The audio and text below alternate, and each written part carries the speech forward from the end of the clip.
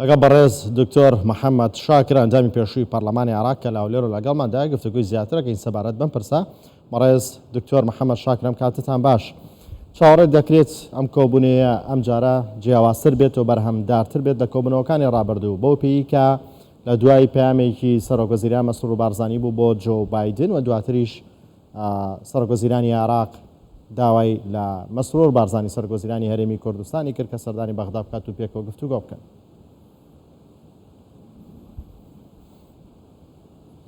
بەڵێ زۆر سپاس کە کۆڤان سڵاو ڕێز بۆ جەنابت و بۆ بینەرانی کوردستان 24 وەکو جەنابت باست کرد بالفعل ئەم سەردانە جیاوازە لەگەڵ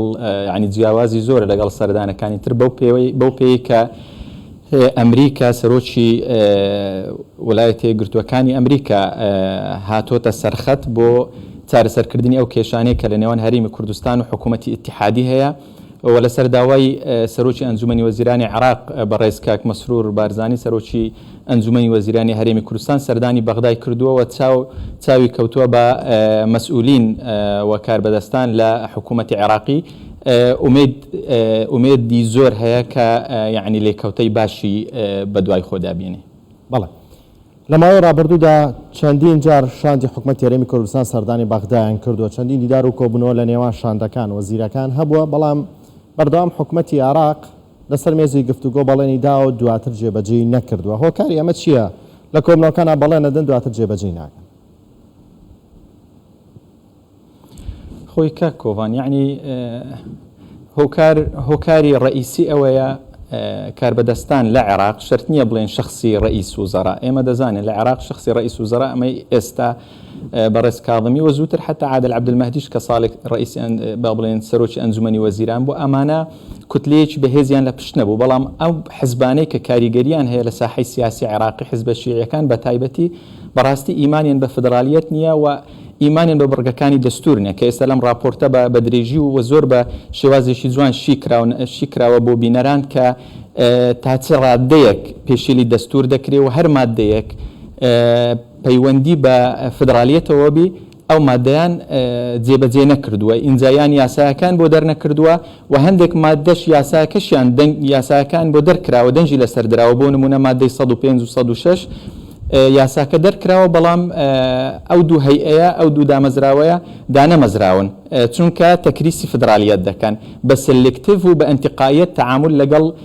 دەستور دەکەن. ئەمە هۆیەکەیەتی بینیمان لە سەرەتای دەست بەکاربوونی سەرۆکی ئەنجومەنی وەزیران سەردانی بەغدای کرد و چاوی بەڕێز عادل عەبدولمەهدی کەوت کە ئەو کات ئەو سەرۆکی ئەنجومەنی وەزیران بوو و نیازپاکی پیشاندا و هەوڵی جددیدا بۆ ئەوەی هەموو کێشەکان چارەسەر بکرێت. دواتریش بە بەردەوامی شاندەکانی هەرێمی کوردستان سەردانی بەغدایان کردووە بۆ کێشە جیاوازەکان و ئەو داتا و زانیاریانەی کە پێویست بووە خراونەتە سەر مێزی گفتوگۆ. هەموو داتاکان ئەوەی پەیوەندی بە داهاتی ناوخۆیە، خاڵە سنووریەکانە، داهاتی نەوتیە و بە اعترافی خودی پەرلەمانتارەکان تەنانەت ئەوانەی کە زۆر دژی هەرێمی کوردستان لە ناو پەرلەمان بە ئێمەیان ڕاگەیان کە ئیدی هیچ بیانوێک نەمایە، چونکە بە تەواوی بەڕاستی حکوومەتی هەرێمی کوردستان زۆر بە شەفافی مامەڵەی کردووە، هەموو داتاکانی پێشکەش کردووە کەچی دەرەنجامەکەی هەروەکو خۆی بووە. بۆیە ئێمە دەڵێن ئەم جارە ئومێدی زیاتر هەیە، چونکە بەڕاستی کێشەیەکە گەیشتە ڕادەیەک یعنی بەڵێنەکان جێبەجێ ناکرێ، حەسەی هەرێمی کوردستان لە ناو قانونی موازنە تەثبیت دەکرێت، بەڵام دواتر نانێردرێ بۆ هەرێمی کوردستان. پێویستی بەوە بوو کە طرفی سێم داخلی یعنی بێتە سەرخەت، بە تایبەتی ئەمریکا ڕۆلی گرنگی مەفروزە ڕۆلی گرنگی هەبی لە عێراق. ئێمە کاتی خۆ لە هەرێمی کوردستان کە بەشدار بووین لە بنیاتنانی عێراقی نوێ دوای 2003 و گەڕاینەوە عێراق، مەرجەکە ئەوە بوو کە یعنی سیستەمی فدرالی و دادپەروەری جێبەجێ بکرێ و مافی هەموو نەتەوەکان بدرێ و ئەمریکا کە ئێستا ڕۆڵێکی ئەخلاقی مەفروزە بیبینی، ئەمریکا و فەرەنسا و بریتانیا تەعهودی ئەوەیاندا کە ئەمە جێبەجێ بکرێ. بۆیە ولا دەستوریش بەڕاستی دەستوریش بە شێوازێکی یعنی جوان نووسراوەتەوە لە بەرژەوەندی هەموو یعنی تاکەکانی عێراق و هەموو نەتەوەکانە، بەڵام کێشەکە ئەوە جێبەجێ ناکرێت. ئێستا کە ئەمریکا هاتووتە سەرخەت ئەمە خاڵێکی ئیجابیە. بەڵێ پێتانوانی هەندێک جار گرفتەکەشەوە بۆ بەرپرسانی باڵای عێراقی پیان وا بۆ ڕێکەوتانی کە لە ماوەی ڕابردووە کراون ڕێکەوتنن لەگەڵ شەخصە نەک لەگەڵ حکوومەتە، بۆ پێی کە دوولایەن کۆبنەوە ڕێکەوتنەکە پەیوەندی بە دوو شەخصەوە نییە، پەیوەندی بەو دوولایەنەوە هەیە بە حکوومەتی عێراقی و بۆ نمونە بە حکوومەتی هەرێمی کوردستان. بەڵام هەندێک کات بەرپرسانی باڵای عێراق پێتان وانە ڕێککەوتنەکانیان وا بینیوە ئەوان کەمەل ڕێککەوتن لەگەڵ فڵانە سەرۆکوەزیران کراوە سەرۆکوەزیرانی دواتر ئەتوانێت پێوی پابەند نەبێت. خۆی کاک کۆڤان ئەمە خۆدزیینەوەی لە جێبەجێکردنی ڕێککەوتنەکان تەنانەت ڕێککەوتنەکان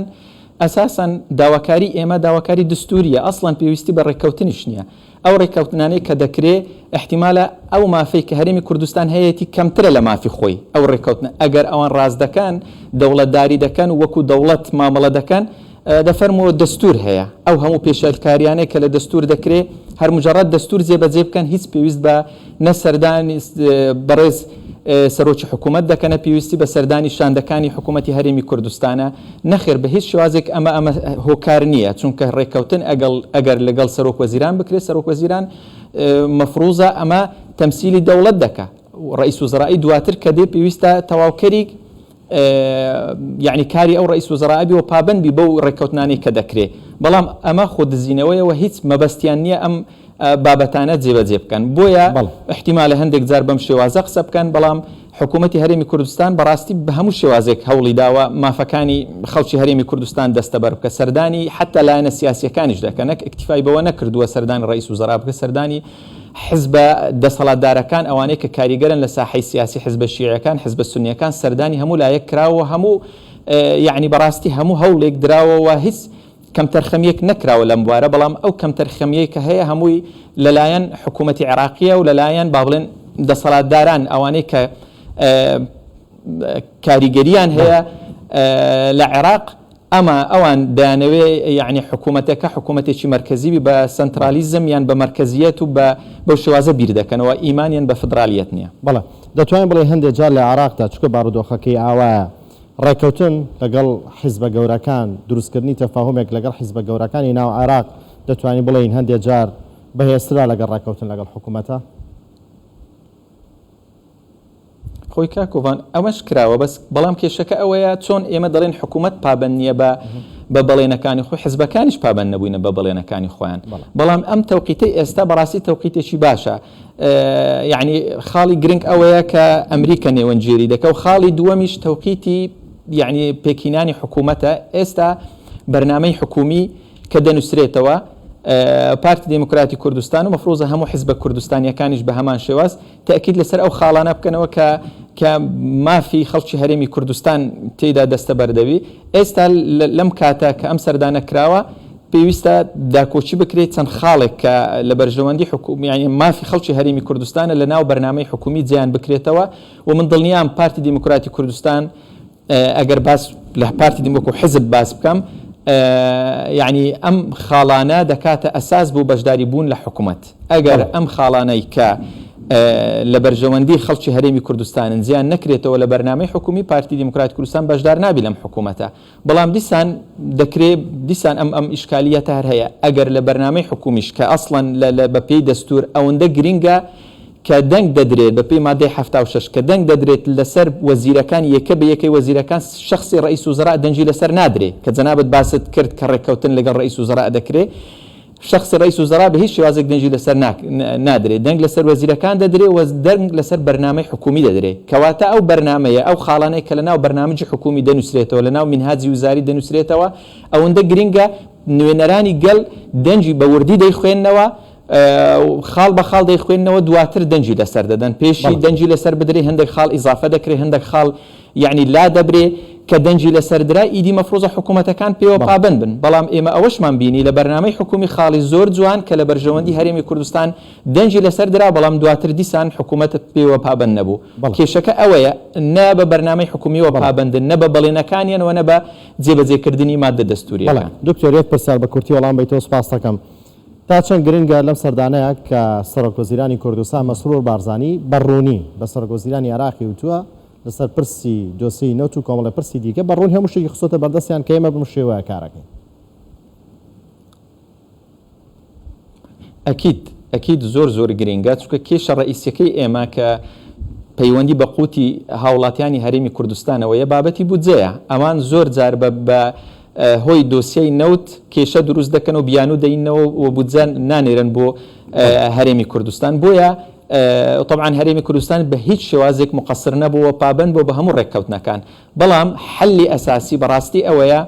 کە قانونی یاسای نەوت و گاز کە لە مادەی 112 دەستور باس کراوە ئەم یاسایە ئەگەر دەربکرێ و دەنجی لەسەر بدرێ ئەم کێشەیە حەل دەبێ. یعنی ئێمە لە خولی ئێمە خولی چوارەمی پەرلەمان ئێمە سێ پرۆژە یاسای نەوت و گاز یعنی لەبەردەست بوو بەڵام بە هیچ شێوازێک نەخرا بەرنامەی کار چونکە نەیاندەویست دەنگ لەسەر ئەو یاسایە بدرێ ئەو یاسایی کە مەفروزە بە پێی دەستور دەری بکرێ بۆ چونکە ئەم یاسایە مافی هەرێمەکانیش دەپارێزی ئەوان کار بە یاسایەکی کۆن دەکەن کە تەکریسی مرکزیت دەکە و یعنی قووەت و هێز هەموو قرارەکان هەمووی لە مرکز دەبی هەمووی لە بەغداوە دەبێ بۆیە نیان هێشتووە ئەم یاسایە دەربکرێ. ئەکید ئەم خاڵی کە جەنابی سەرۆک وەزیران جەختی لەسەر کردوتەوە بەڕاستی ئەمە خاڵێکی جەوهەریە ئەگەر ئەم کێشەیە حل بکرێت دەتوانین بڵێن یعنی بەشێکی زۆر لە کێشەکان ئەو مەلەفانەی کە لە نێوان هەرێمی کوردستان و حکوومەتی اتحادیە چارەسەر دەبێت. بەڕێز دکتۆر محەممەد شاکر ئەندامی پێشووی پەرلەمانی عێراق لە هەولێرۆ لەگەڵماندا بوو. سپاس بۆ بەشداریکردن.